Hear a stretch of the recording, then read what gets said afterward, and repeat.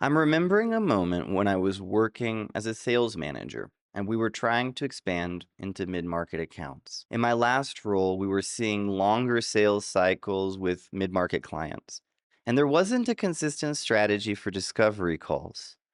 Every rep was doing their own version, which made it harder to understand what was actually working. I wanted to improve the team's effectiveness by identifying the patterns in our strongest discovery calls and by creating something repeatable that newer reps could learn. I started by reviewing 20 call recordings from deals that had closed successfully, spread across 5 different reps.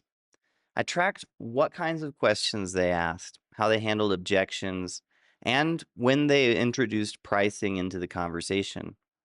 At the same time, I spoke with our solutions engineer to understand which discovery calls made the technical handoff smoother. And that helped me see where sales and pre sales alignment was strongest. Internally, I set a goal to keep the structure simple and usable. I focused the guide on 4 must-ask questions, a short transition script, and 2 optional prompts based on deal size.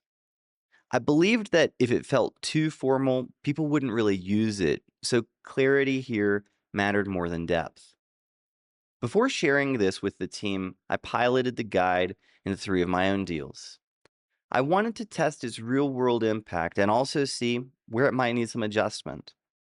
I tracked how those calls converted to demos and compared it with my previous performance. When I shared it at our next sales sync, I didn't present it as the solution. I shared my experience, the early results, and asked for feedback.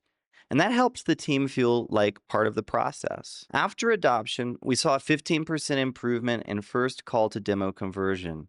Newer reps said the structure helped reduce their ramp up time, and our head of sales asked me to share it during onboarding sessions. As a takeaway, I'd have to say that all this was a reminder that taking initiative doesn't always mean building something new. Sometimes it's noticing what's already working really well and giving it a simple structure so that others can use it to succeed as well.